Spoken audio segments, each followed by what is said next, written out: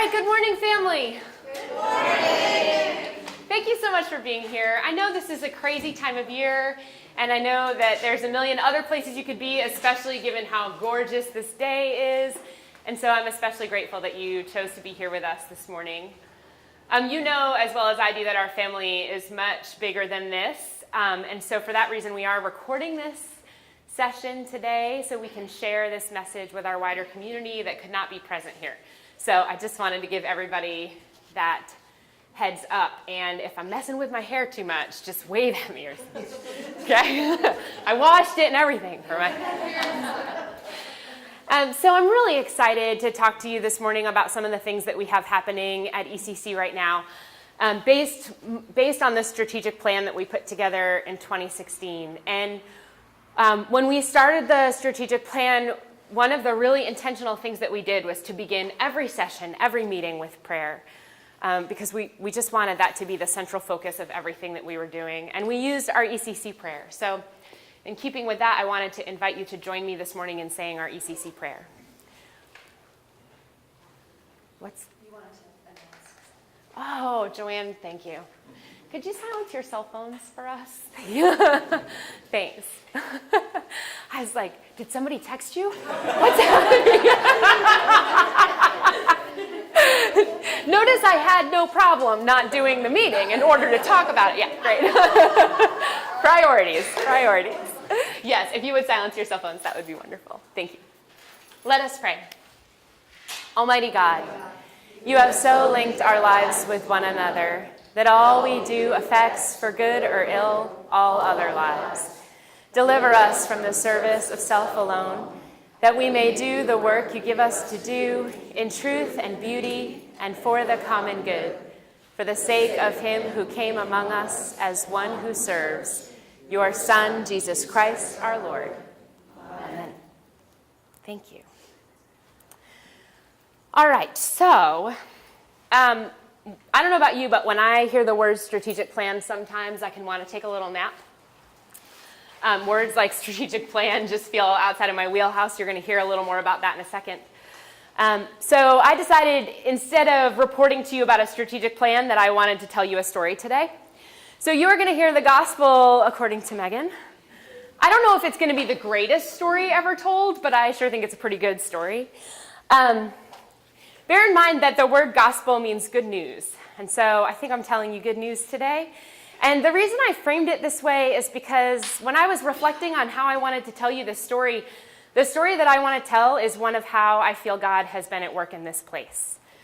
You're all here because you know that God has been at work in this place for a very long time. So you're going to hear just a window of my perspective of how God's been at work here, especially in the last 6 years since I came on as the director. So here's Megan, 1991, the Porch of Boar shirt. We're not going to go through every year of my life, I promise. But this is my first camp experience in 91.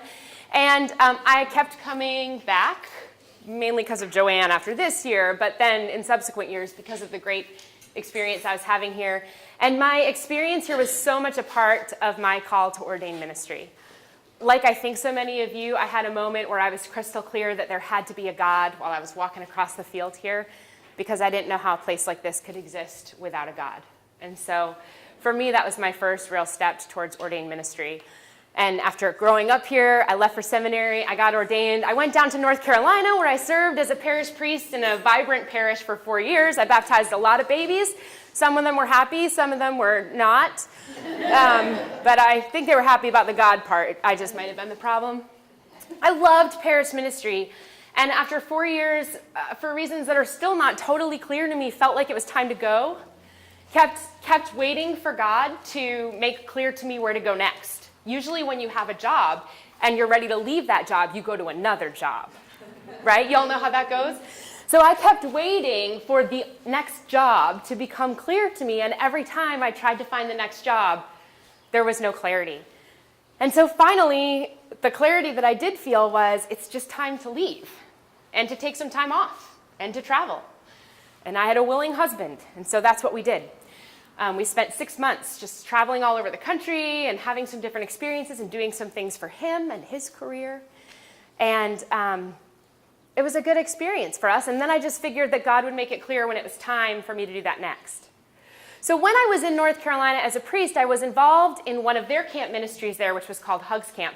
Hugs Camp looks just like Bridge Camp does now. It was a camp, integrated camp for high school students and special needs campers. I stole Hugs Camp, hook, line, and sinker, to bring it here to ECC. And we had gotten a promotional video made for Hugs Camp. And while I was around traveling the country, they released the promotional video. And this is a terribly blurry photo from the video. But when we saw the video, when we were traveling around, my mom called me up and she said, "Oh, Megan, that picture of you by the fire, there's just so much joy there. And my prayer for you is that whatever job you have next, you find that kind of joy." And I said, "Yeah, me too." But like, who gets lucky enough to have this kind of job, right? So then I went to Florida. I hung out with my sister. That was next on our journey, okay? We were spending time at the beach in Florida. My sister, as only sisters can, said to me, "Dog," we call each other Dog. I don't know why. She said, "Dog, what are you going to do?" And I said, "I don't know, Dog." but I'm still waiting. I'm still waiting for God to make it real clear. I need God to be like, "Hey, here's a job," or "Here's a house," or "Here's a baby," or something. I just need it to be that clear. And she said, "Okay." And I said, "But we are getting to the point where I'm a little nervous about the timeline. If God wanted to like get there, that would be fine." So not 2 hours later, she and I are sitting in Panera together, and I pull up Facebook on my computer, and I have a message from Susan Carpenter saying, "Hey," Susan was the director here at the time, the program director, saying, "Hey, I've been following your adventure, and I'm just wondering if you've thought about coming back to Rhode Island, and I'm asking for a reason." Susan was ready to go to full-time parish ministry, and she felt like I was somebody to talk to about the possibility of taking over here. So when you're a priest and somebody asks you to consider a job, there's a way you're supposed to answer. And the way you're supposed to answer goes like this: "Well, let me pray about it. Let me discern where the Holy Spirit is calling me." That's like the right answer. So you can see I answered that way. If you can't see back there, I said, yes. Because when you say to God, "I just need the message to be really clear," and God gives you a really clear message, you don't need to be like, "I'm going to pray about it." Okay? So I said yes. And before I knew it, I was here, sitting in that chair, as the director of this camp, which was much more complicated than I anticipated. Different than being a counselor, it turns out. But without question, experiencing the joy that I experienced at Hugs Camp and feeling like this was the place that I was called to be. And that was really exciting for me. Now, you might remember that was in 2012. And there was a patch of years in there that the future of the camp was kind of uncertain. We're going to talk a little bit about why, from a budget perspective, the future of the camp was a little uncertain, but we just weren't sure how things were going to go. And so I will be honest with you that even though I felt very clear God was calling me to this job, I wasn't clear on why. And I kind of came into this thinking, okay, if God is calling me there to be the person in charge when the camp closes, then like I have to accept that too. Like I have to accept that that's a possibility. We just weren't sure about the future of this place for a long time. When I came in 2012, things were definitely on an upward swing, but there's financial issues and we just weren't sure. So I came in open, and Bishop Wolf had announced she was retiring, and so we were in the process of choosing a new bishop. During that process, there were 5 final candidates. 4 of them reached out to me to talk to me about this place, which is smart. Because if you're like going to be a bishop of a place and you know there's a huge issue and kind of a big question in the diocese about a big ministry, it makes sense to talk to the person in charge so you know what you're walking into. The only person who did not reach out to me to ask about this place was our bishop, current Nicholas Knisley. And so at that point, I was feeling pretty important. So all these other candidates had contacted me. So when we had the diocesan walkabout, I walked up to him to give him the opportunity to meet me. And I said, hi, I'm Megan. I'm the director of the camp. I just wanted to introduce myself. I've had a chance to talk to the other candidates, and I just wanted to say hello so you knew who I was. And he said, hi, it's good to meet you. And he shook my hand, and he said, I'm going to support the camp. There is no question about that. I really believe in camp ministry. And that took the wind out of my sails a little. But it also filled the sails with wind, right? Because I thought, all right, man, you and I are going to get along. We'll do all right. He was voted to be our bishop on the first ballot. That's pretty rare. And so we, in many ways, started our ministries back here in Rhode Island together. And he has been a tremendous supporter of the camp. So we have a great new bishop in place. And I just came in as director and started doing what I'm good at, which is God and fund. Like, that's what I do. And fortunately, there was lots of opportunity to work with God and to have some fun here. And so that's what I did. I had a great team. Sorry, guys. I had a great team, and I do not have a single picture with the three of us together in 6.5 years. So that's something we can work on. But I have a team that not only, well, Joyce and Lance could tell a whole different gospel story, okay, about this place. Two people who worked so hard to keep this place going for a lot of years. They did all the things, and they were really good about letting me show up here and start doing ridiculousness, and they know how to have some fun too, and they know how to do the God situation too. So the three of us have just, got to it. And they helped me all the times I made mistakes. There were plenty of those times. So we had a good time, and things were going good. I was doing what I knew how to do, and we were doing the best we could. But we still had a small issue. These numbers are very small. I'm going to walk you through them real quick. This is the budget. Now listen, I'm like, I like God and fun. I don't number. Numbers are like not my thing. But I know enough about math to know when there's an issue with it, okay? So this is our budget. These are our budgets from 2015 to 2018. It's really just kind of the big numbers at the bottom. So let's take 2016 as an example. Our revenue, the amount of money we made in 2016 was $454,000.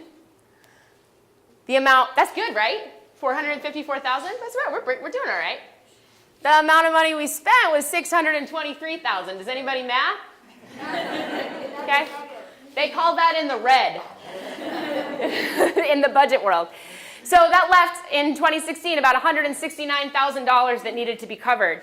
And what has happened since our inception is that the diocese helps fund the ministry. The diocese, with the money that they receive in apportionment money from the churches, provides the money that we need to bridge the gap between our expenses and our income. And they have been doing that since we started. And Episcopal Charities has been doing that since we started. Episcopal Charities kicks in another $77,000 a year for us to operate. So we are incredibly reliant on the diocese to fund this ministry, which for a long time was okay, because the way church worked, the money was there, the people were here, church just kind of happened. We didn't have to do like a ton of work to make church happen. It's just what everybody did. And then the culture changed a little bit, and church trends changed a little bit. And the reason why our future was uncertain is because the diocesan financial situation was a little uncertain, and our churches were becoming more uncertain as we tried to figure out what to do financially. And so that was the question is, hey, can we keep this? We are the biggest line item, right, in the diocesan budget, this place. And our budget is a portion of the diocesan budget. We're merged. And so it's fair for people in the diocese to look at our budget line and say, is this a good ministry? Like, is it worth supporting? And to say, and is it realistic? Even if it's a great ministry, even if we want to support it, can we? Right? And so there needed to be a solution. So I knew enough to know that we needed a strategic plan. I knew enough to know that we had to put some solutions in place to just have a firmer foundation and to secure the future of the camp. But I don't strategic plan. Like it's just not in my wheelhouse, I felt pretty proud of myself that I could identify we needed one. But that is where my skill set ended. And frankly, I was so busy trying to figure out how to run a camp. There wasn't even capacity to figure out how to do it. So I kind of just put it on the shelf and said, all right, if we're meant to do a strategic plan, there's going to be a way to do a strategic plan, okay? And then Dennis came along. He rode in on his noble steed. So Dennis is he's here with us today. You're going to hear from him in a minute. Dennis is he's a member of Epiphany Church in East Providence. He has a very impressive background in business, from which he retired. And for reasons that are still sometimes unclear to me, decided that he wanted to spend his time working with the diocese and being our chief financial officer. And we're sure glad he did. So Dennis, if you're the chief financial officer and you're in charge of this big old budget, and you look at the big old budget and you see the biggest line, and you recognize that red situation, then you ask a question, right? And so Dennis kind of gently asked some questions and talked to me and said, have you thought about doing a strategic plan? I have a lot of experience doing that, and I think it would be great for us to work through that. And so again, when God makes something real clear, this is kind of the moral of my story, everybody. When God makes something real clear, you got to go ahead and do it, right? So I said, sure. Dennis and I prayed hard about it. We put together a fantastic strategic discernment team. He and I both served on it as well. Ken Vivian, our current board chair and alum. Kristen McJunkus, an alum. Jennifer West is a priest in the diocese, retired clergy who has a real passion for youth and young adult ministry. Marissa Rainey, many of you know Marissa, was a recent staff person here and brought a valuable perspective.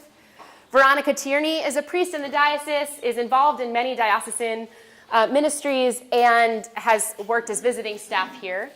And John Cook worked with us in a very limited capacity. John is the director of the Barbara Harris Camp and Conference Center in New Hampshire, which is the diocesan camp for the Diocese of Massachusetts. Go figure. We think ECC is far away, but they have to go to a different state. And John is on the board of the ECC, which is the national group of Episcopal Camps and Conference Centers. And so he brought some really fantastic perspective for us as we were just trying to figure out where we were. So we had two guiding principles in our work for this strategic plan. And the first, as I have already mentioned, is that our objective here was not to figure out what our plan was for ECC. Our objective was to figure out what God's plan was for ECC. And that's why, like I mentioned, we started every meeting with prayer. It was so important to us that this was spirit-based and that we were listening for God in this process and not for any of the other voices. And you know, in any process like this, there's plenty of voices, okay? So we honored our religious tradition while using the business tools, by instilling prayer and storytelling, like I'm doing today in the process. One of the first things we did was send out a survey that you may have seen and participated in to the community, asking a bunch of questions. What's good about camp? What could use some work? And then what's a story that you have from when you were at camp?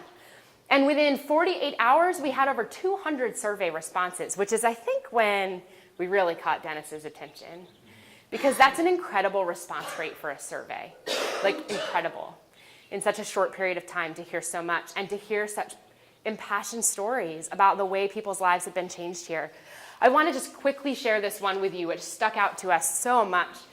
One person shared, "My continued belief in God and probably my ability to have grown up as a functioning adult is due entirely to ECC. A very difficult and even terrifying home environment left me searching for stability, hope, and even kindness.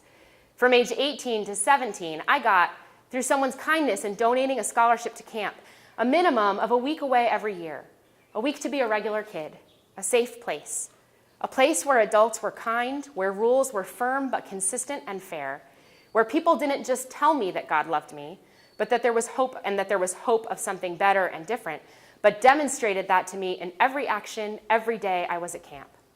The models I chose out of the chaos of my young life were all ECC people.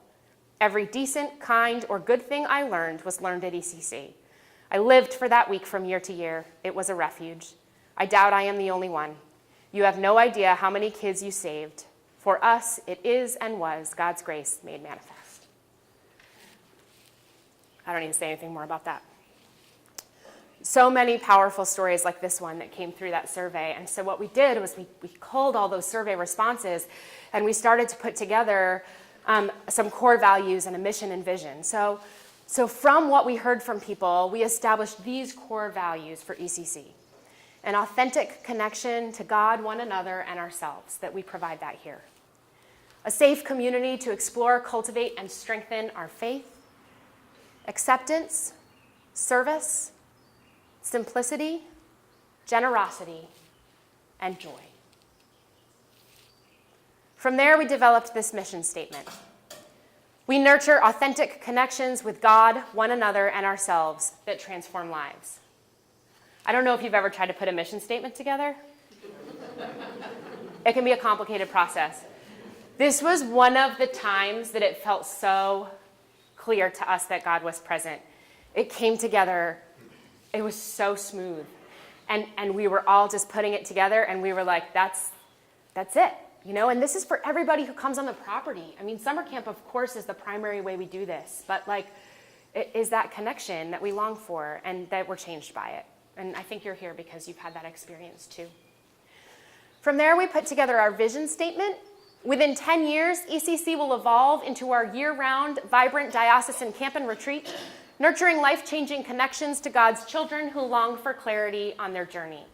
So one of the things that we identified in other parts of the strategic plan was just that an area for growth for us was just that connection to the other churches in our diocese. We have very strong connections with some churches, and then other churches don't really know who we are or what we're doing, and we're not always considered a center for diocesan ministry, and we really want to be more plugged in.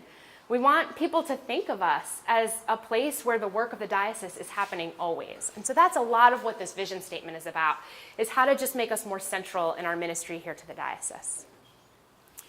So from there, we developed 5 strategic focus areas where we wanted to put our attention into as we moved forward with the plan. The first is impactful programs, because obviously if you're not transforming people's lives, the rest of it doesn't matter. So focusing on our programs. The second is our facilities and grounds, organizational development, marketing and sales, and financial. So those are the 5 areas. And what I want to do right now is just briefly go through each of those areas and talk to you about some of the ways we're implementing the plan. I know I'm taking a long time to get to the stuff that I told you about in that first video, but we're getting there, okay? So the first is impactful programs, and that's basically that we're creating, designing, and implementing programs for our residential camps, for day camps, which we've only just started doing, and for other programs throughout the year. So some of the ways that we have started offering new programs is the development of City Camp Woonsocket. We're in our 3rd summer this summer for that program. Little Explorers, which is a day camp for children aged 4 through 7.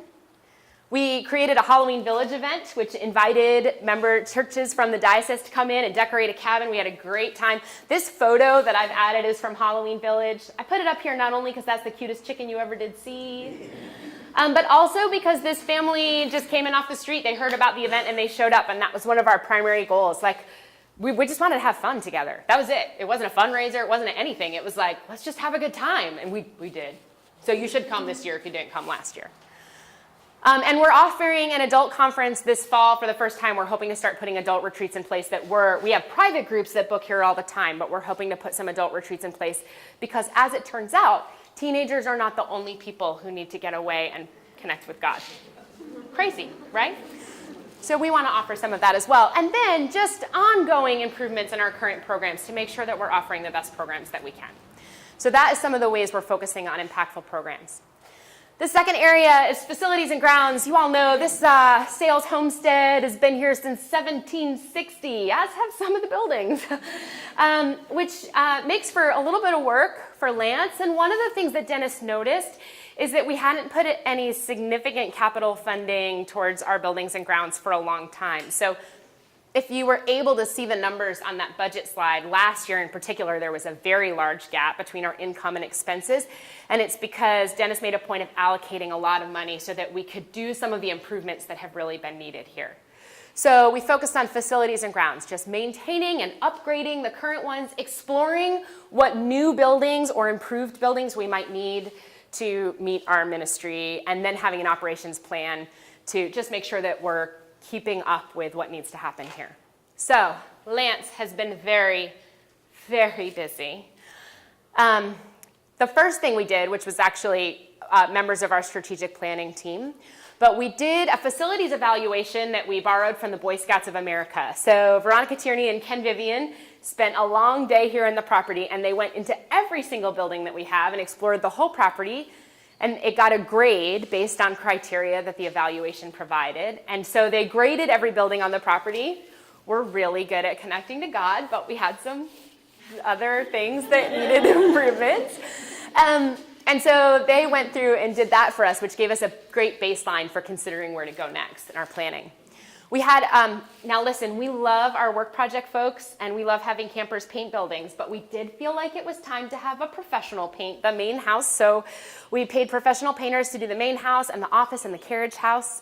And not only did we paint it, but Lance and his team went around and made sure that all of the boards along the house, the ones that needed to be replaced, were replaced. So we weren't just slapping paint on a board that you could have tugged out with your hand.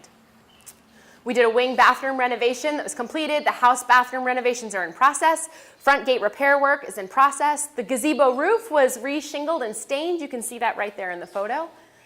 Little theater, there's a nice step there. Did you notice when you came in? And we're working on the beam replacement there. We used to call it the dorm. Hughes is now a garage that has a garage door in it that Lance can use to repair vehicles. He was doing it outside prior to that, so that's cold sometimes. The dispensary is not there, so I encourage you to take a tour out there. We have a really pretty trailer for this summer. I'm going to talk a little bit about why that is. The dispensary was one of the oldest buildings on the property and had no foundation, which I guess you need. I don't know. Foundations are like budgets for me. I'm like, sure, they're important. We did a lot of kitchen renovation. Guys, we did something crazy. We put the pots and pans sink where we wash the pots and pans near the dishwasher. Whoa. I know, instead of near the stove where you cook. It's crazy. The kitchen looks incredible. New countertops, new cabinets, the whole thing. And then, but in addition, like lots of other work, but we didn't want to be here till tomorrow talking about all the facility improvements. And then after that Boy Scouts of America evaluation we took a look at it, and I'm sure you will be shocked to learn that the kind of number one thing that came up that needed to be replaced, like stat, was the bathrooms. I know. Wait, really? I know. They're so great. So we have put together a plan to build 2 new buildings on the property. So the first is going to be a new dispensary and bathroom that is going to be at the site where the trailer currently is, okay? This is a T-shaped building, so at this, what you're looking at right now will be the dispensary portion, and then this back section will be the bathrooms. Okay, so the goal, we've applied for a Champlin grant. We're hoping to hear back from them. We have about $50,000 raised already towards this building. You might hear from us about some additional fundraising moving forward once we hear about the grant. And our hope is to get this building started construction over the next year.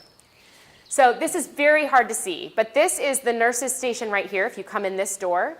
It's got a waiting area. It's got 3 resting rooms because if you're sick, it's nice to not have to share a room with somebody else who's also sick. Am I right? We have a bathroom here close to the resting rooms, and then a nurse's station where she or he can dispense meds.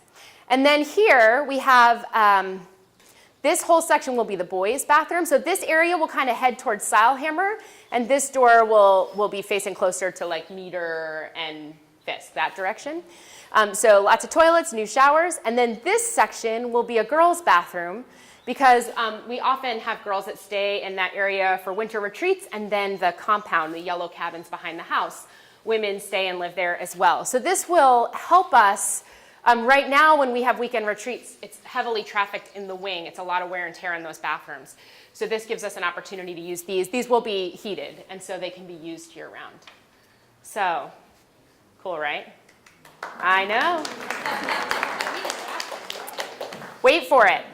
This is our replacement for the Higgins John, which is a plywood building. Which is not super well insulated, and so we have ongoing plumbing issues there because there's like nothing you can do to save those pipes in the winter. So this would be a new Higgins John, just a rectangular building.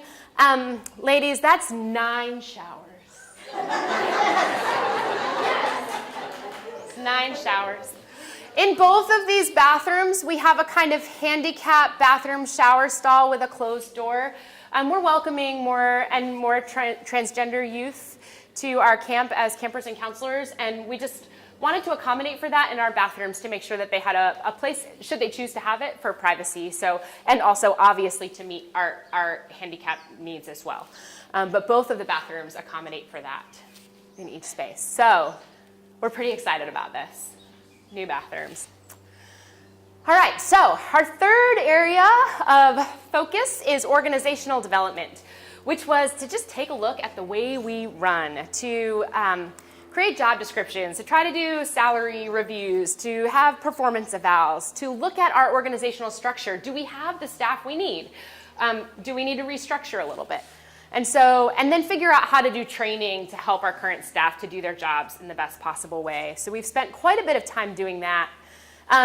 I'm sure you've noticed that Sarah Clark is new to our, well, over a year now, but it's new, new to our team. The big outcome from that work was to establish that we really needed a director of administration.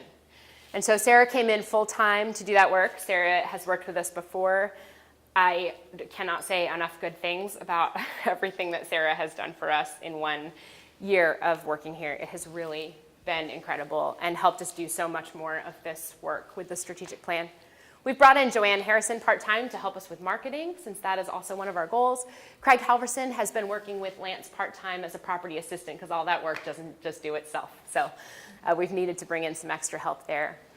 We were able to get accredited by the American Camping Association in 2016, which was a huge accomplishment for us. We'd been talking about doing that for a long time. And so part of what that has offered us is access to ACA trainings and conferences and a whole network of support.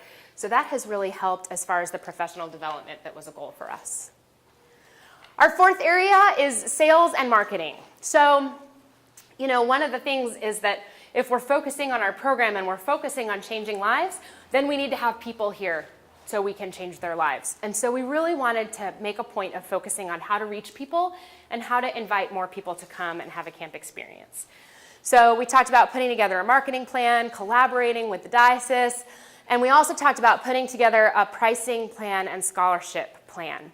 So if you've registered for camp in the last couple of years, you'll see that we put it together a tiered pricing model, which what that does is just allow people to choose a higher price. Our base price is the price that we have had camp at for many years now, but we offer 2 levels of pricing that if you have capacity and inclination, you can pay. And if you don't, that's fine. And if you can't meet the first tier, then we still make scholarship available, because generosity is one of our core values, and making this place accessible for anyone is a critical part of who we are. But if you happen to have the money and the desire to help support the program, you're invited to just make almost an extra donation with your camp fee. And so we've seen a great bump in our income revenue from the tiered pricing. It's been really excellent. We also put together just a more robust scholarship committee to help with that process, because that had been just kind of loose for a long time. And so that scholarship process has been really outstanding and just helped make for a cleaner system so that everyone knows how to do it. So we've certainly implemented those 2 things. We have a monthly marketing plan that we're working with. Joanne's been doing church visits, and we've been trying to get out there and let people know about our work. We're doing a friend discount this year, y'all. We're like Oprah this year. Everybody gets a discount. You get a new camper discount. You get a friend discount. Your friend gets a discount. You get a discount. You can bring all your friends, and then secret, you don't have to pay for camp because you get so many discounts that your camp is free. So there's a promise here, okay? You get a discount. You get a discount. We did 2 open houses this year because there's a chance not everyone can make only one day. The tiered pricing and scholarship I already talked to you about. All right, next in our marketing work, friends, we're talking about rebranding. Here's what happens. Oh my gosh, I have this incredible camp. I'm the director of this great camp. You've got to come. It is the best camp ever, you guys. You've got to come. Okay, sure. What's it called? It's called the Episcopal Conference Center. So then you have to say something like, I promise it's more fun than it sounds. Because I don't know if you've ever talked to a teenager, but conferences don't sound like fun, okay? So I was talking to my camp staff about this, and Molly Barnett, who's Susanna's daughter, if you know Susanna, she's been on staff for a few years. I said, what do you do when they say, what does ECC stand for? And she said, oh, I have a whole method for that. I just jump right over the question, and I say, it's out in Pasco, and this is what we do. It's really fun. So bear with me. We are talking about adjusting the name of our center, okay? No, I'm not talking major, okay? Because the ECC, it means something to me too. But I would like the name of our center to suggest that we are a camp. I know. So here's what we're doing. I don't have a name. I'm sorry. I don't want you to get excited. There's no reveal on a name today. We're still working on that because that is as much a discernment process as anything else. When you hear that name, I want you to think, oh, that feels right in my heart. That's the goal, but it just takes a little while to figure that out. But this is our current branding, okay? I think, Sandy, you did this beautiful logo in the upper left here.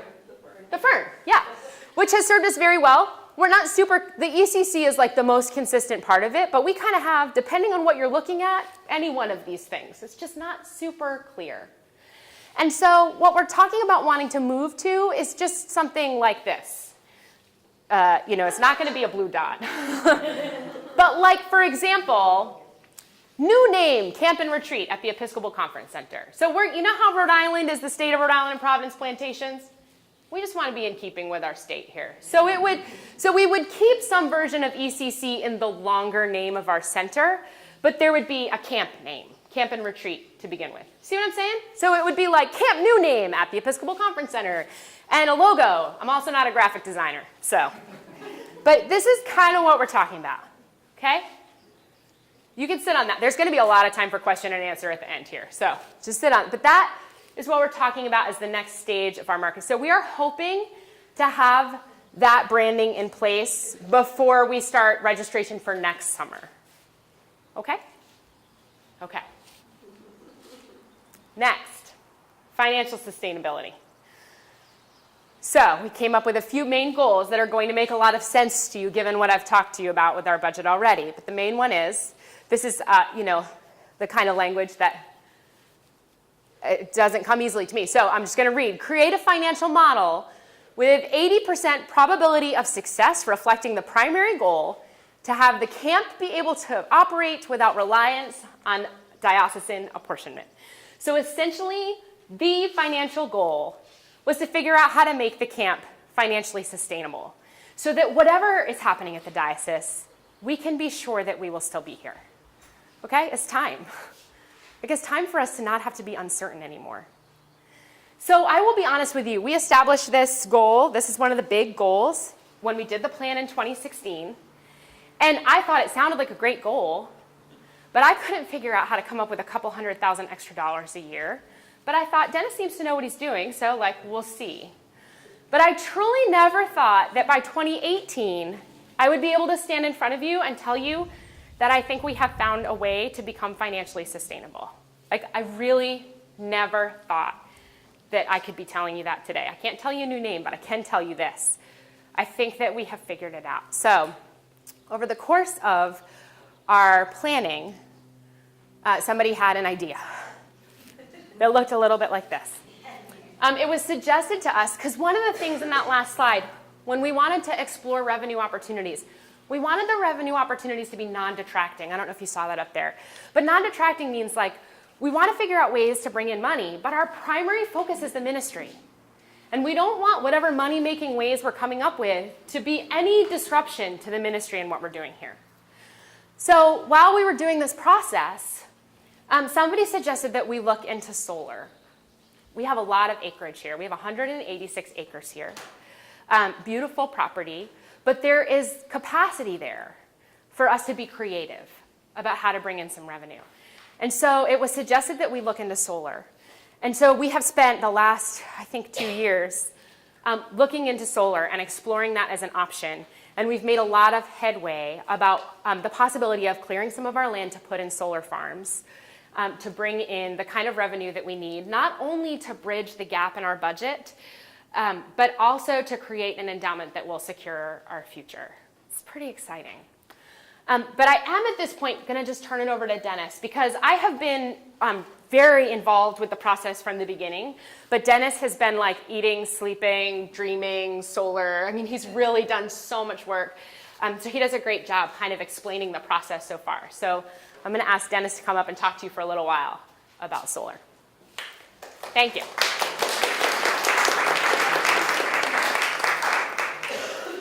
Good morning. Can everyone hear me in the back? Oh, great, good. So before we get into that, I've got to talk just a minute, if you're okay, about that picture that was put up on. Because there is a story behind this. So 2 years ago, I was on vacation with my kids, and I was unfortunately thrown off a horse and injured and hurt. Required surgery and about a year and a half of physical therapy. So you know the old story about if you get off the horse, you got to get back on the horse?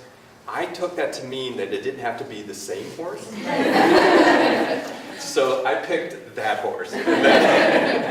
That's about as close as I'm going to get to a real horse again, even though I grew up in Virginia and lived on a small farm in a small town. And actually had a horse growing up. Never got thrown off till this one, but what an experience if you ever get thrown off a horse. I did not grow up Episcopalian, and growing up in Virginia, unfortunately, I wish I lived in this area, didn't have a chance to attend camp. So I'm not a camp alumni. I come with a different perspective. I've practiced different faiths, depending upon where I lived in the country largely, but Catholic, Lutheran, fundamentalist is how I grew up. And then I just found my home. And that's the way I think of it. 12 years ago, I went to Church of the Epiphany in East Providence. I live in Bristol, so I think I travel about 17 miles to church each day and back. I drive by 2 other Episcopal churches to get there. It just feels like home. And I mention that because I got more involved in the church in my parish, and then I became on the Finance Commission, a strategic planning force for the diocese. And then one day, the bishop had the canon of the ordinary invite me to lunch. If that ever happens to you, there is no such thing as a free lunch. I have retired from business. I spent decades in the secular world, and it was a chance for me to answer a calling. I had been feeling this calling. And so I came on as a volunteer staff person. So this is not a job for me. I'm here as a calling, and I'm so thoroughly enjoying what I'm doing because it's making a difference, and that's what I'm hoping we can do here. I came out shortly after I was in this role and connected with Megan, and she gave me a tour of the property, and it was that same feeling of peace that I had when I walked into my parish. This place has a special magic to it it just brought this sense of peace over me. And I know in my heart God lives here. And so in my experience in working, after years of trying to meet Wall Street numbers and putting budgets together to create numbers that drive stock prices up, it's so refreshing to come here and be focused with passion for a cause. So it's not about making numbers come together, and it's not about creating profits. It's about me, who I think of as living on the other side of the brain than Megan lives on. Is a complement together. And so just working as a team to bring all of our gifts, because we all bring unique gifts scripturally, to the tree and contribute in our own unique way. And all of us have a unique gift to bring. And so hopefully the gifts that I'm bringing, we're starting to see some results from that. When we were thinking about the challenges that we have with camp financially, it is a challenge, but we have had such a great team together to help bring vision, and always remembering everything we do is with God's help. And so we have thought about this in a way that it's aligned theologically, that it aligns with the character of the camp in a way that we can make camp sustainable. And it's something I feel really strong about. In every one of the diocesan meetings, council meetings, when I give the chief financial officer update, I always mention camp and how we're doing at camp and what we're doing at camp, because I want to bring that into the diocesan fold as a key part of what we're doing here. Megan's right, I was absolutely blown away by the survey results. Not only the number and timing of how quickly they responded, which shows a lot of passion, but consistently story after story after story, how this week at camp and has transformed lives. And so it's a really important mission, and I thoroughly believe that God is helping to reveal and helping us to understand the way that we can make this happen. And so we want to talk about this solar piece just a little bit as an opportunity. What we did was we put together a team. And so in my experience, having practiced in different faiths, what I find so powerful in our faith is that we are strong as a community. And so by building a community of a team from within our community of churches, we wanted to bring as much talent and experience and knowledge to make sure we did this in the right way. And so we have been blessed. I help coordinate the team. Megan is on the team. Rick Sellers attends Emmanuel Church in Newport. He has 30 years experience in solar at a global level. He's lived in Africa and Europe. He has developed solar arrays in terms of square miles in size. He was, for 8 years, in charge of research and development for the International Energy Agency, living in France. He was a consultant to G8, which is the community of countries that come together worldwide. He was the consultant on solar to G8. And he was a consultant to the Abu Dhabi government to help them develop a solar strategy. So he knows quite a bit about solar. Jeff Tingley is the Senior Vice President for the Rhode Island Commerce Corporation, formerly the Rhode Island Economic Development Office. He attends Grace Church. He has helped bring a perspective within Rhode Island of solar projects that have been implemented here locally, understands the regulations, understands government subsidies, and attends Grace Church, as I mentioned. Anita Schell, who is the rector at Emmanuel Church in Newport, she founded locally Rhode Island Interfaith Power and Light. Her husband was a contributor to him founding that nationally. It's an advocacy group for renewable energy among faith organizations in wind and in solar. And so it was Anita that connected me with Rick, and Rick then connected us with Jeff. And another parishioner that is a friend of mine in the Bank of America connected us with Scott Stevenson, who created and ran the division within Bank of America nationwide that did the lease financing for solar arrays, again, in terms of hundreds of thousands of acres. So he ran the financial component for solar nationwide for Bank of America, and he's on our team. And he's doing this purely as a volunteer, and he's not an Episcopalian, but he's a friend of an Episcopalian.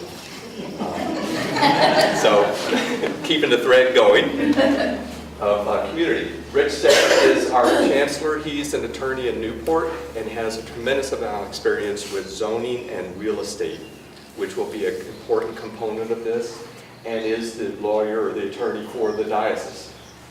David Monroe is a real estate developer that attends St. Mary's, now Emmanuel. St. Mary's was looking at putting a solar array in, so he had an interest and he had experience in the development component. And so he has been on our team. This team has been meeting since, I would say, we came together in late last year when we started bringing team members in to help us navigate through the process, because implementing this solar array will be the biggest decision point the diocese has made since the 1960s. So we don't want to mess it up. It's important to the diocese, but more importantly, it's important to camp. And so the way to get through a process like this, from my business experience, because I have no experience in solar, but I have a lot of experience in business, And the way to get through that is to bring the talent and the experience into the team to make sure that we leverage their gifts so we can make a great decision around this. So this team looked at it, and I think the first thing we all collectively did was just kind of look up at how high and long the hill was ahead of us, because this is not an easy thing to do. So I would say there were some milestones we had to step through to make this happen. And I would say in the beginning, I would have characterized this as we were exploring the idea. And as we migrate through some of these milestones, I would say we are pursuing the idea, which is where I think we're at right now. And if we get through one more milestone, I would say we're committed to the idea at that point, because we've gotten through the key milestones that could basically blow up the deal. 3 big ones. So the first thing we had to do was reach out to National Grid and say, we're going to generate a whole ton of power. Can you accept it in your system? Will the wires carry it? Will the substation handle it? And they came back in April and said, yes, we can take the power. That was a huge milestone. But they said you're going to need to do a study to kind of frame up exactly how much it's going to cost to get it connected. And so we're in the process of doing that now. That won't be a deal killer, it's just framing up the cost side of it. The next big hurdle we had to get through was we looked at the generous bequest of this property to the diocese that turned it into ECC. And in it was a specific restriction that said it had to be used as a camp or a retreat, but it did allow a small piece of land to be leased or sold in order to raise money to maintain the property and make it sustainable. When we looked at that piece of property, it was so small, there's no way it would generate enough money to close that gap or to maintain this ongoing. So we went to the court, and first we approached the Attorney General's office, and they said, we won't object to what you're trying to do here, because we are asking to lease a larger portion of the land outside the zone of what we would call the core camp property so that we can raise revenue to support the camp. And the Attorney General said, not a problem at all. We can't endorse it, but we won't object to it. That's the way the legal process works. Then we went to the court, Superior Court in Rhode Island, about 2 weeks ago. And the judge, we presented our case, we had to give all this background. I had to present an affidavit showing these numbers and why we need to do it and the rationale behind it. So we get there and our attorney stands up and he starts to speak and the judge interrupts him and says, Counselor, I have read all of the material you have sent me. And she said, this looks like to me it is totally makes sense. And not only does it seem reasonable, it appears to me to be necessary. So I approve your summary judgment. It took all of 1.5 minutes for her to come to that conclusion. I was so nervous. I felt like I was back in my business world trying to make a big pitch. And I had spent all this time preparing. I was ready for it with all the questions. Not one question, not one bit of hesitation, not one bit of concern.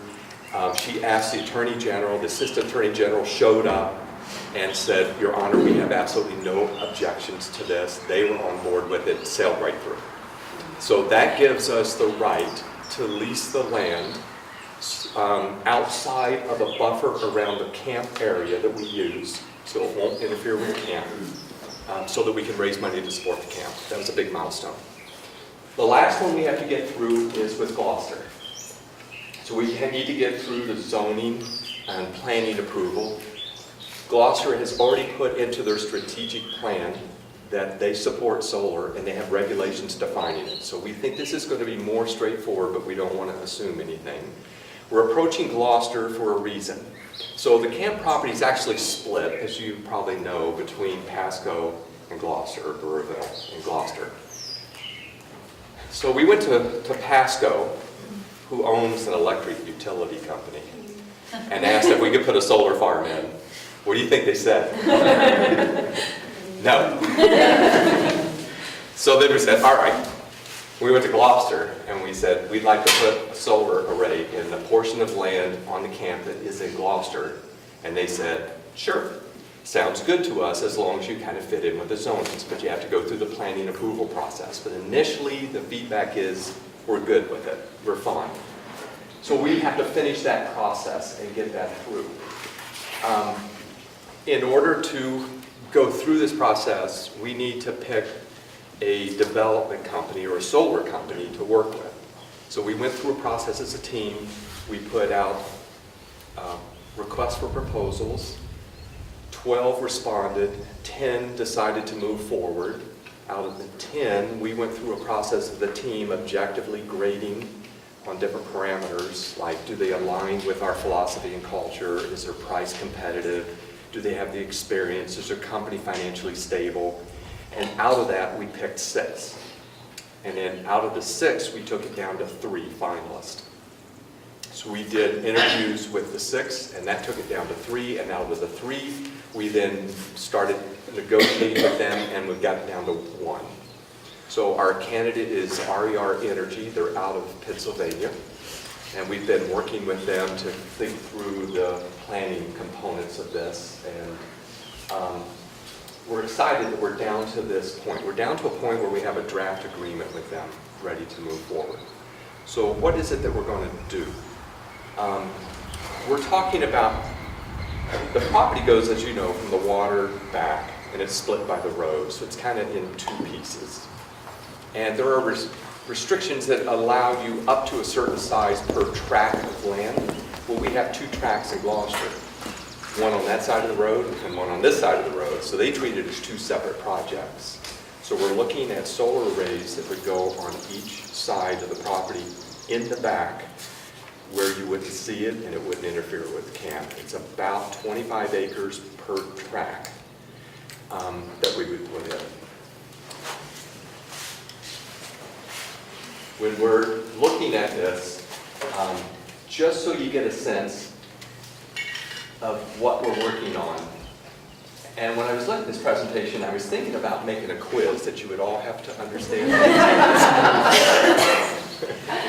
But I thought we'd be thinning out the crowd pretty quick. So, just to give you a sense, this takes a lot of technical knowledge that our team has been able to step up to in analyzing the cost and trying to understand how these pieces fit together to make it work. We've got some things going on like tax credits that are expiring. We have a tariff on panels that went into place with this current administration. All of those had some impact, but they are allowing the deal to continue to go forward. We're finding ways to make this work. What would happen is we would have with this company is, and this is some of the criteria we used in figuring out which company to work with. This will be structured as a lease, and it would be a 25-year lease on the property that we would grant to the solar company who will come in and install the solar panels, operate them, maintain them. And so we as a diocese are not making a financial investment in this. We're not putting any of our endowment money at risk. It's a lease arrangement that we will get a stream of payments over 25 years from this company. We liked it from the standpoint of several components that we'll talk about in just a second. But, you know, in thinking about pursuing solar from a cultural fit, there's 3 themes that the diocese focuses on recently around reconciliation. Reconciliation with God, reconciliation with each other, and reconciliation with creation. So for us to create green energy that creates a revenue source to sustain camp and its important mission, we thought was a good overlap. This field is going to create a revenue stream. So you remember the slide that Megan put up, we're running around $225,000 deficit. The lease income from this deal would be $250,000 starting point per year.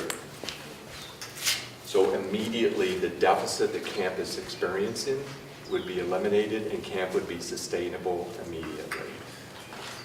There's a couple of ways that we can think about how to structure this financially, and I won't drag you through those details.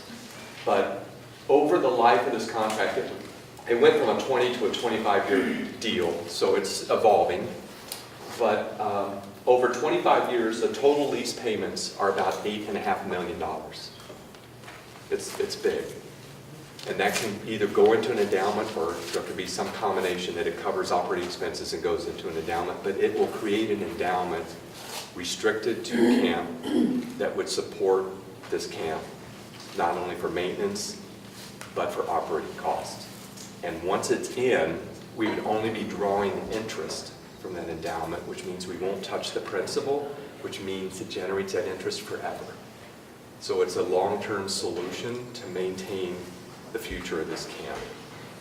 That's for the lease payment piece. In addition, in Rhode Island, that's unique. We can sell, or our solar company can sell the power at a discounted rate directly to nonprofit customers. All of our parishes are nonprofit, and they in many cases own the rectory. So we can sell power back to the parishes at a discounted rate that allow them to participate in reducing the carbon footprint and saving on their electric bills. So over the life of a 25-year period, the savings we're anticipating back to our parishes is another $10 million in savings to the parishes. Here's another way that we can connect the camp to our diocese as a part of the family that contributes to the sustainability of the diocese through savings and electricity back to the diocese from the camp mission here. That was important to us.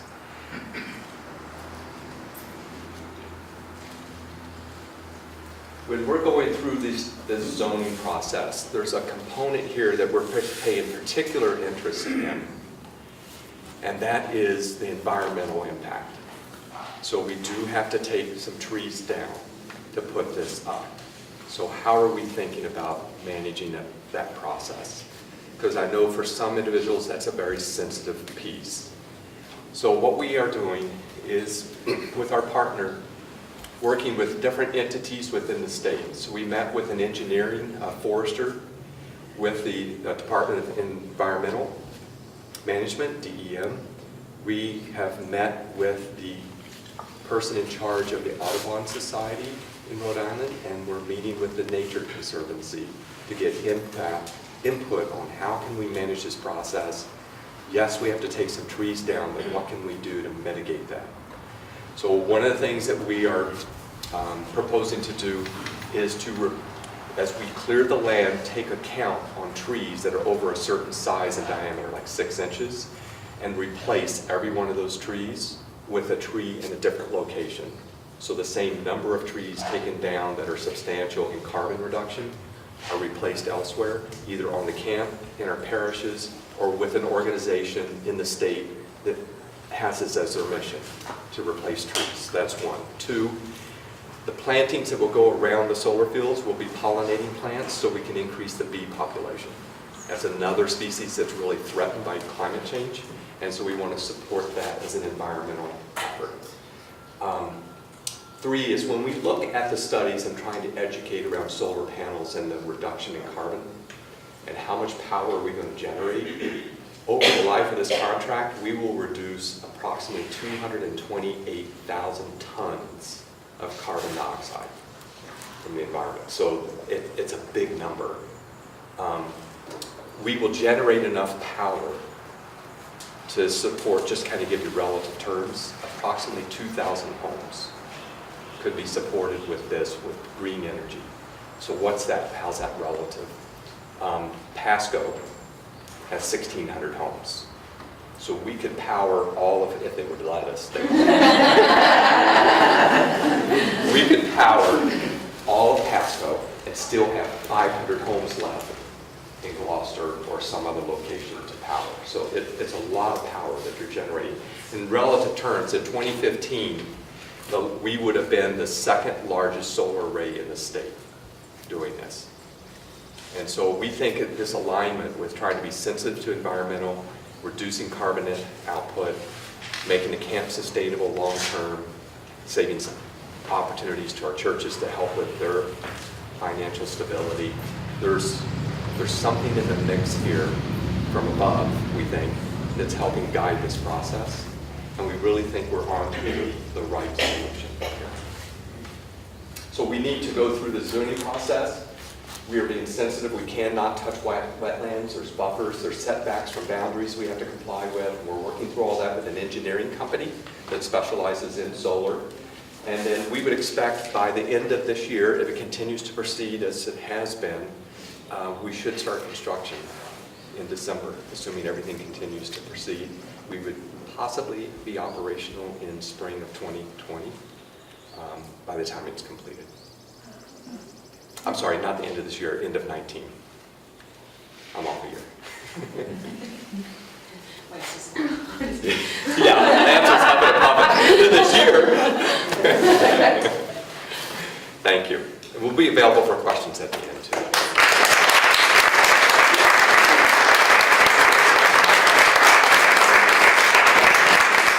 I'm a particular fan of the fact that we'll be making that much power and we'll still be paying the regular rate from Pasco Electric here at the campus. It's like a special part of the whole thing. So thank you, Dennis.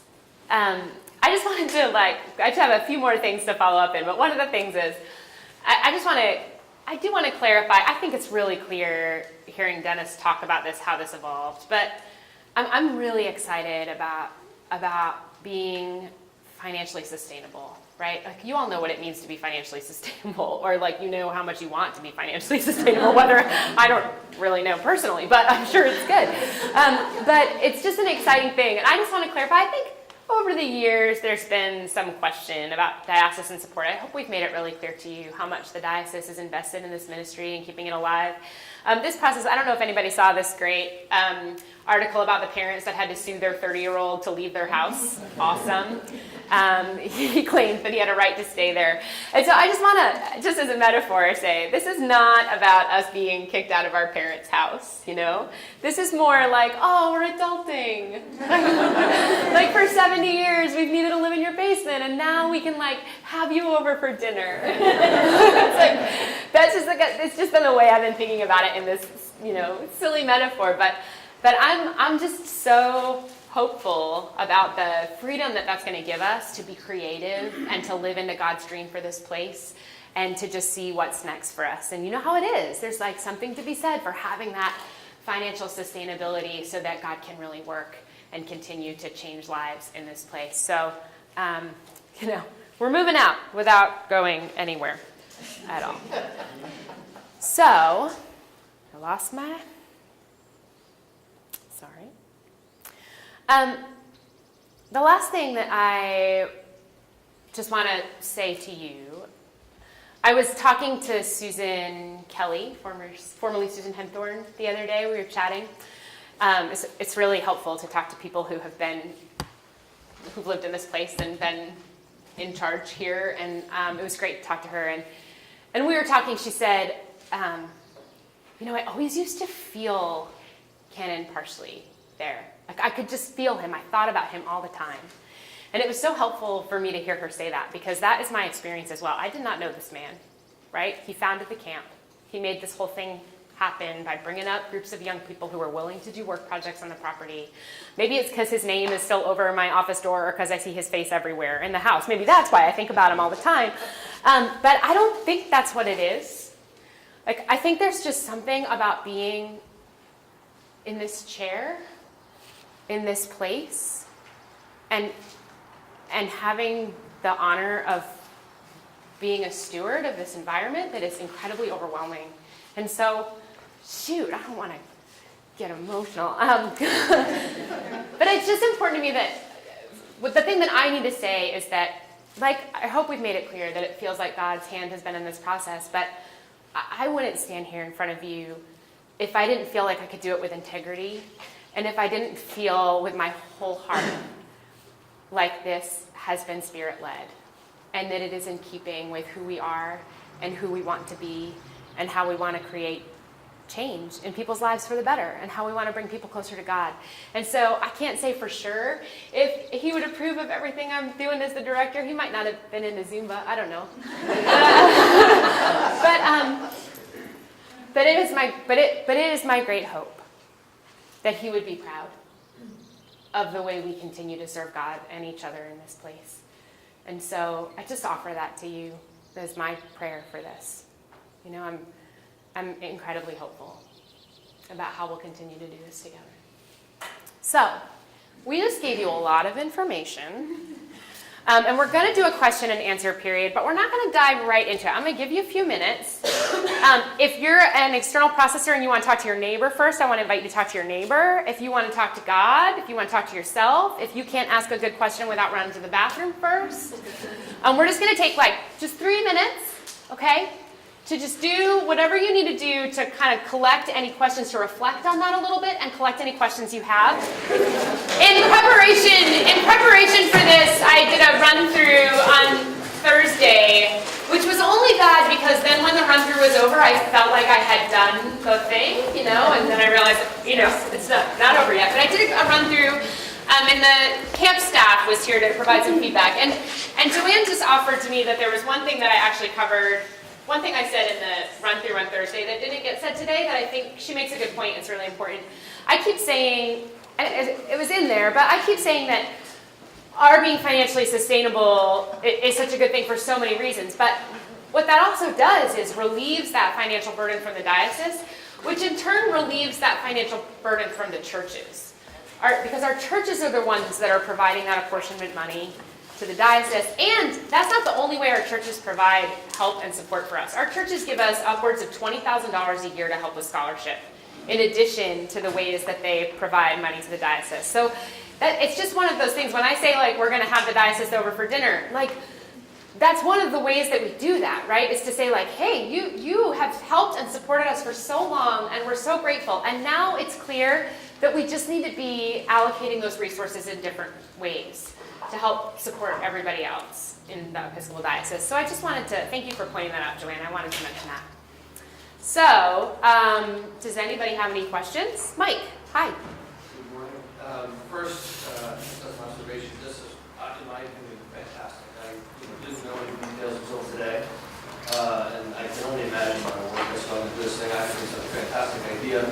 I do have a question, which is, what is the risk, or is there a risk, or maybe sort of been looked at, for the abutters to the property, and is there going to be a public comment period? And also, I don't know the exact terrain, and I doubt you'll be able to see it back, but those that live on Echo Lake, right, may be seeing the solar field going. I'm just wondering what risk there may be. Yeah, just for anybody who didn't hear, Mike's question is just what the risk is with neighbors. Because that, of course, when you're going through a zoning process is pretty significant, especially up in this little corner of Rhode Island.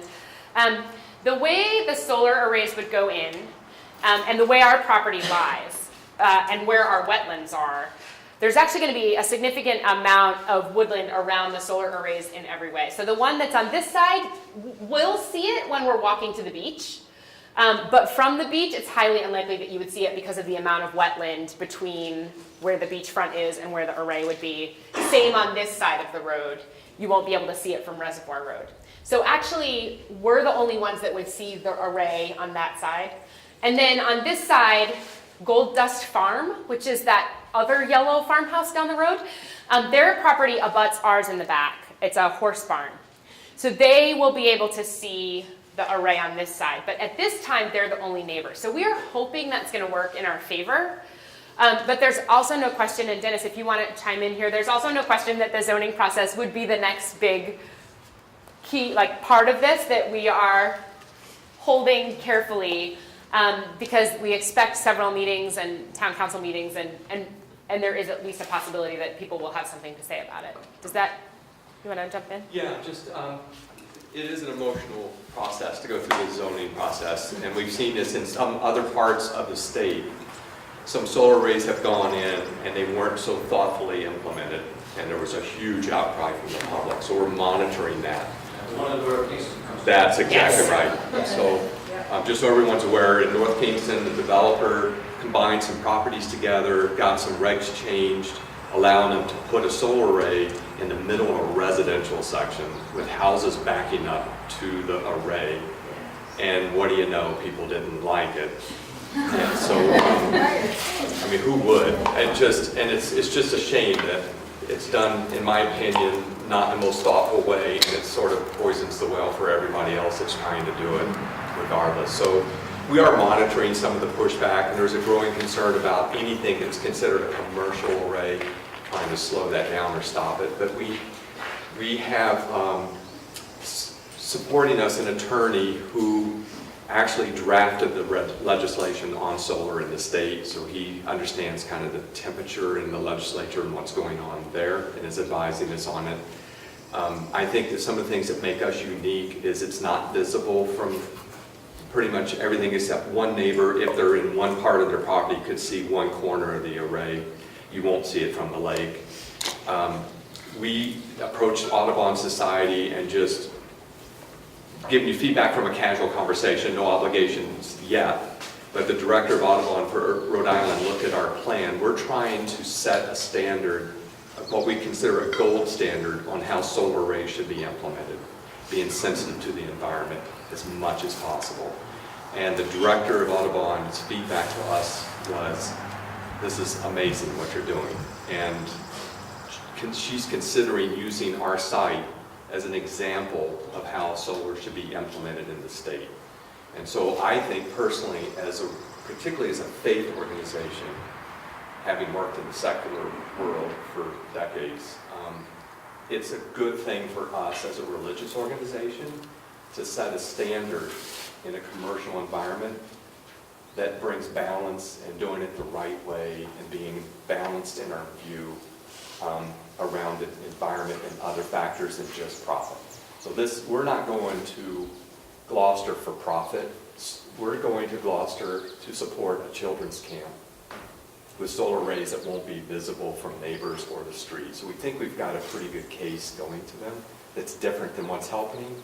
But many of you know how it goes. Perception's reality. So we're hiring a PR company to help guide us through messaging and how to counter some of the negativity that's out there, so we get through the process. It's a great question. Thank you. Thanks, Mike.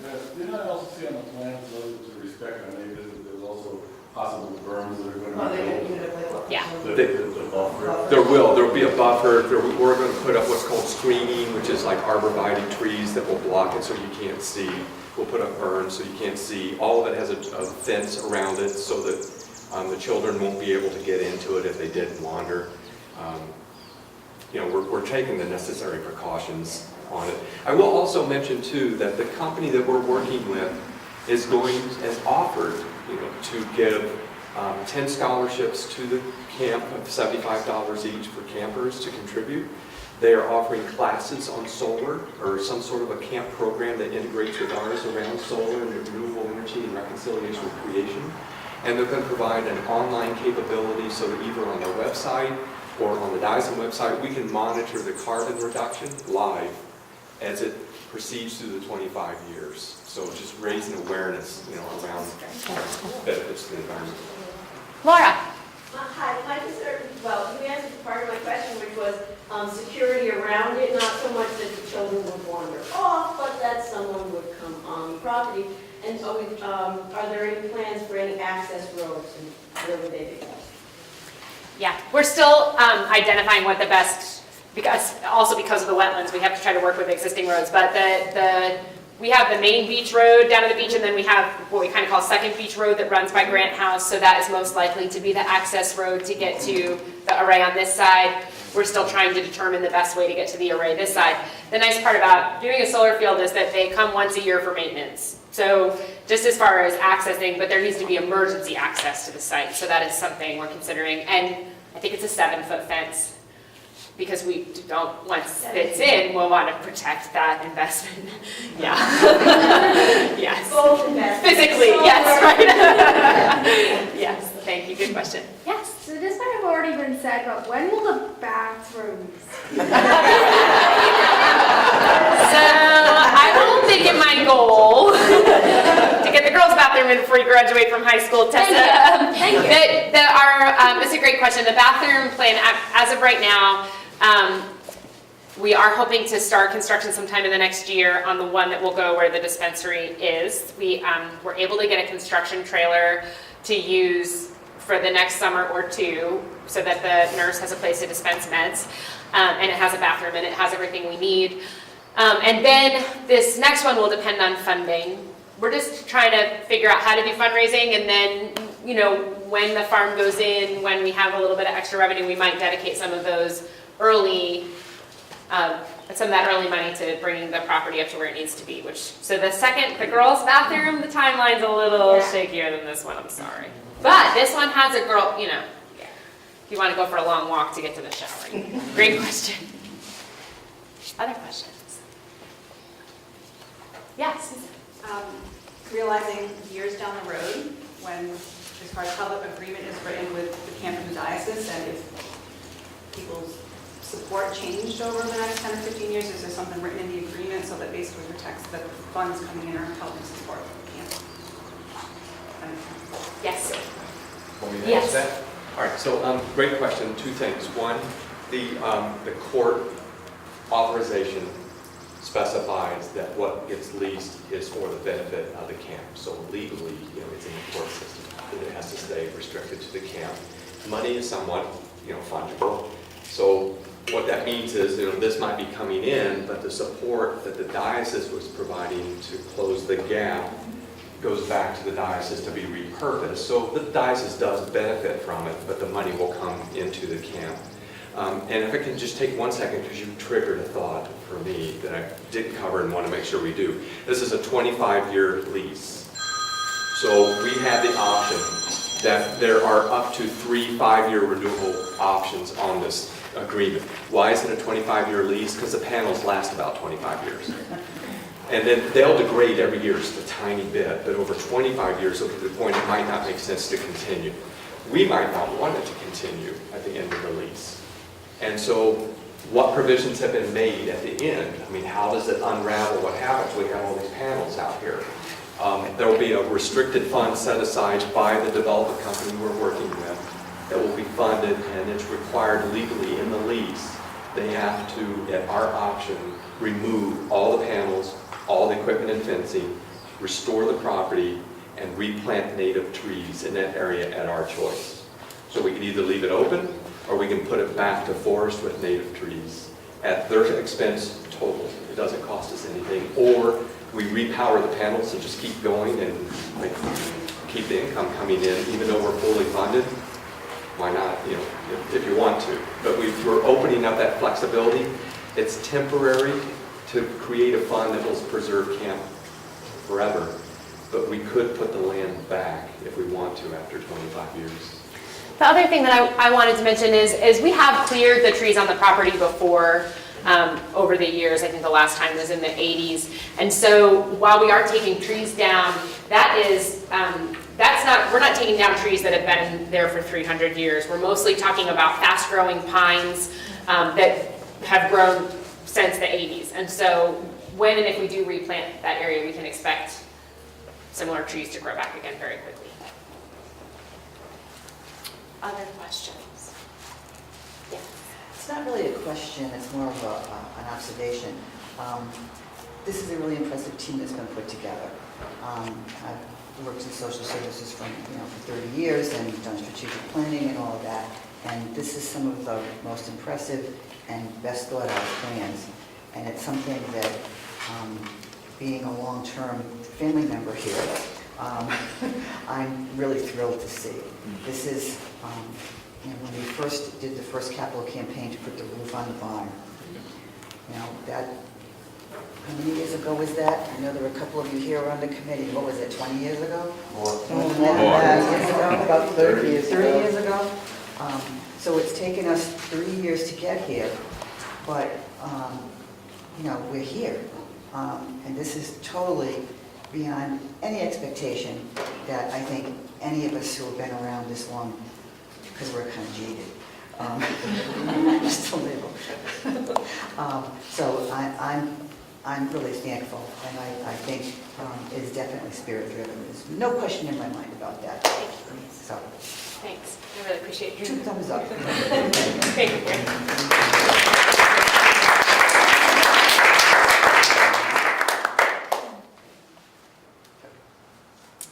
questions. Yeah, Kevin. I guess I just want to second that same comment and say that, while I respect your conviction that this is really divinely influenced, this is super impressive, and I think I'm probably speaking for all of us, that this is like really filling experience to hear such incredible positive news about camp sustainability.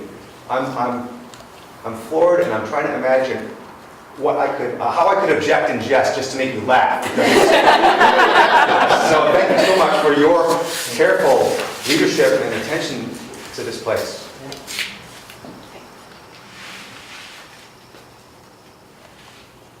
Nothing else? You can email me.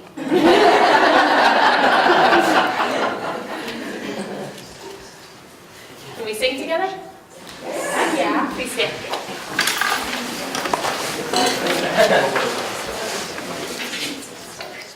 Let all things now living a song of thanksgiving to God the Creator, triumphantly raise, who fashioned and made us, protected and stayed us, who guided us unto the end of our days.